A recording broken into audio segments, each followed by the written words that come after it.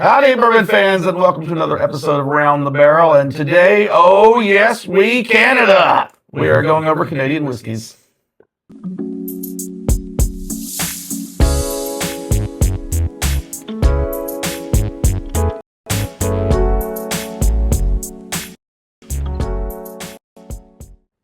And today, joining us, straight from Canada, Brad, Bourbon Canuck. JR with the Whiskey and Rock Podcast. Dennis, Mr. Handel Jones with Whiskey University. and as always, MJ Whiskey Commodore. So we are lucky enough to have Brad Roto here with us as Whiskey University's reunion is going on this year in Nashville, and we're during that time. And so we're going to have a lot of people on some videos coming up that are going to be exciting. And I was excited about this one because, of course, you know I'm a big hockey fan. Hockey's big in my family. My son plays, etc. So I spend way too much money on both whiskey and hockey. It's probably a good half of my budget. So today we're going to be sampling some good Canadian whiskey, and let's go ahead and give it a shot. Let's go ahead and start today. The first one is Royal Canadian for obvious reasons. It's got a maple leaf on it. It says Royal Canadian. Like, how much more Canadian can it get, I guess? And I will say, really inexpensive price point. Yeah. So I think I got this bottle for like $18. Wow, Is that really good? that's really good. What do you guys pay for it in Canada? We don't. It's not available in Canada. At least as far as I'm aware. Royal Canadian is not available in Canada. I like to say if it sounds too Canadian, it usually is. In the sense where, like, when they appeal it to the American markets, they'll add, like, maple leaf, maybe a snowstorm on the bottle, anything that makes it, but it's Look Canadian? Yeah. Okay. But this is This is fantastic. This is not what I was expecting. How about that? Something Royal Canadian is not in Canada. Huh. So to me, this is maple. Yep. And I'm not saying this is a joke. There's an inside whiskey joke with me and maple. I get a lot of maple on this. It kind of makes sense given the name. This is actually really good. Yeah, it's maple. It's sweet. Yeah.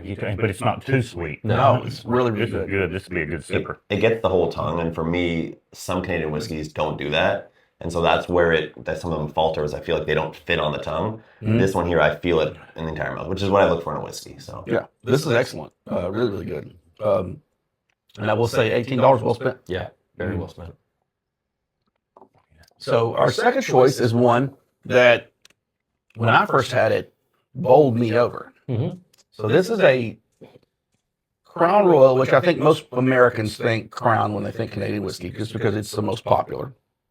And of course, the Crown and Coke and all that stuff is, very popular drinks, etc. But this is a hand-selected barrel of Crown Royal, and these are all different. So this is not a similar profile. Yes. So if you get a bottle out there, you're going to have maybe a different profile on this one. But for this one, this is what we're getting. Very nice on the nose. Yeah, it's sweet on the nose to me, and then just the right amount of oak for me on the back end. I find with Crown, and that's why I joke when I teach these whiskey class, I call it the Golden Horseshoe. That's Niagara Falls area, right? That's what we call that. Yeah. But with Crown, I always get the Golden Horseshoe where it's like a hockey mouth guard. I feel it on the edges of my tongue, the center, but I never get it in the very center. So it's a very smooth drinking whiskey where if you're not looking for, that burn, it's just that smooth, easy Right. drinking. And with this one here, it's even smoother, I find. So it's It nice. is. But you do get, to me, there's more going on here. Yeah. Because I'm getting, I get a lot more notes in this than I do in a typical Crown Royal, like a regular Crown. It goes deeper. I actually get a little peanut in this. Yeah. Yeah. It's really good. This particular, not this bottle, but this particular line is the first Crown I ever had. Really? Yeah, and it's delicious. Okay. Yeah. Kind of runs you on everything else, then, didn't it? Well, you're not going to go drinking Crown Royal like the regular. We've had some on the podcast, and we've had to choke some down. But this bottle in particular, if you can find it on shelves, it's a buy every time. How do Canadians look at Crown Royal?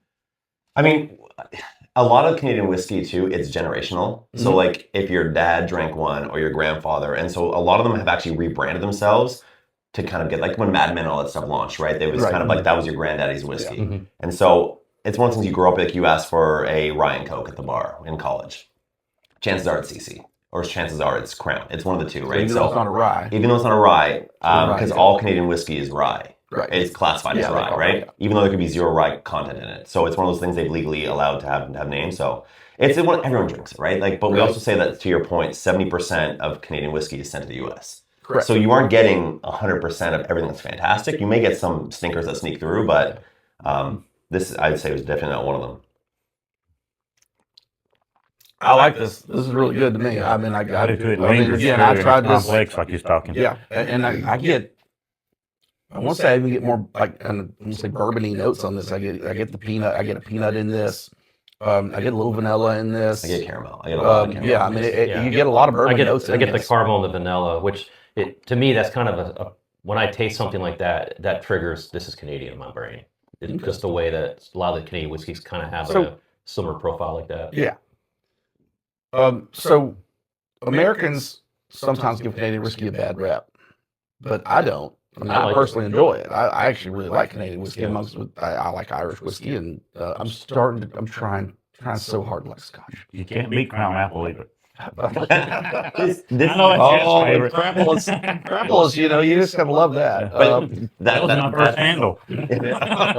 but with Crown too, that's to your point, is that like it's one that it's great for people who are getting into whiskey too, Right, or because the it's veteran not- drinkers, right? Like if you're going in here and you grab a cask strength bourbon and someone's trying to have the first one, you'll blow their face You're off. right. They're not gonna. So this is- and they're gonna turn off to bourbon and whiskey. Yeah, of they're all very kinds easy of sippers. Yeah. I mean, I'll if I'm in the store for an hour or so, sometimes I just keep track of the amount of people to just come in and buy a bottle of Crown. It's a bar staple. Everyone has it. It's on not their right, and it's not offensive, and it's something that again it's college freshman material. There's a reason it's the #1 Canadian whiskey in the world. Yeah. Right, So I mean, and it's good. Yeah. It's not right. So the next one, and this is one that I was fortunate to find in Texas actually, and I'd been looking for this forever. And this is Alberta Premium Cask Strength. Now Alberta Premium is available a lot of places, but the cask strength is tough to find down here at times. So I found this one in Texas, and I teach a cask strength class for Whiskey University, and with Dennis. Yeah. So we don't have to clank on the video. But this is one that we have featured in that class, and I've always really enjoyed it. Yeah, it was a hunt for me, and when I would go in liquor stores and ask for it, and people would say they don't make a cask strength, and I'm just like, okay. Dave Waddell, who's been on a lot of these videos and stuff, actually found me my cask strength in Florida and got it for me, and that's how hard it was. And I'm in Tennessee, so it was crazy. And the thing about this one that stands out to me so much is that it gives off the traditional rye notes. Like I get, that's spicy. That nice. right, I get a grassy, spicy sort of note into it. So I get the sweet rye notes. Yeah, it's definitely sweet, yeah. but it's like to me, like it's a sweet grassy rye, with the spice. I really, really enjoy this. I wish I had more than just the one bottle. Is this batch 1 or 2 or 3 or? I didn't even know they did batches. You get people who are like, oh, it's a 66.3. There's If not a I- food deal. I'm like, Yeah, if I found it, I feel like it was a success. Okay. So this one happens to be a 63.7. okay. So it does not have a batch number on it. No, and I don't have it off my head, but it's I want to say it might be the second, but I'm Okay. people yelling in the Yeah, it video, does that's not wrong. have a batch number on it. This is one that surprised. Like again, I'm from Toronto, so excuse all the West Coast who are watching this and yelling at me right now.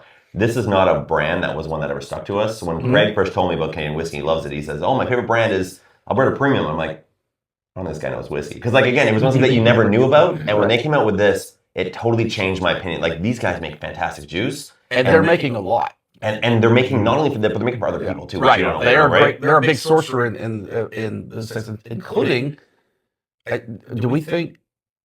Where's Found North from?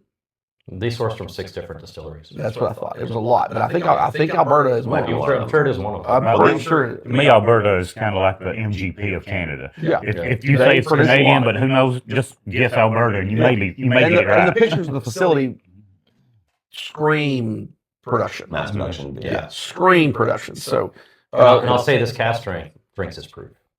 But it's a nice, yeah. It's hot. good. It's also a nice bottle to have in your bar. I'm a huge sucker for bottles too. So like you said, this one here, I'm like, that's really nice. But that one has got the nice grooves in it. It's one that you have in your bar and someone's like, ooh, what's this? And you're like, this is Alberta Premium. Yeah. Yeah, it's cool. it is. It's a good look. Found North. So Found North was introduced to me. I know you're laughing over there, but like Found North was introduced to me as an American whiskey from Canada. That's how it was introduced to me. Mhm. You know, and like I was like, American whiskey from Canada. So they source stuff from Canada. So, and like you just said, six different casks, I guess, went into this. This is the Found North 011. I think it's 11. Yeah. I think. And this is something that we've had on shelf here. And I can tell you what we're actually drinking because they put it on the label, which I love when distilleries do that. It is an 18-year corn, a 20-year corn, a 23-year corn, a 24-year corn, and a 19-year rye. So it is got some age on it. And I've been impressed with their single barrels. Now you have a with Found North. No, so I'm born and raised Toronto, Canada. Moved to Seattle last year and found first thing I did, found a hockey group and then found a whiskey group, right? That's what I did. And I love it, but every single person's like, you must love Found North. You must love Found North. And I'm like, what the heck is Found North? I don't know what Found North is.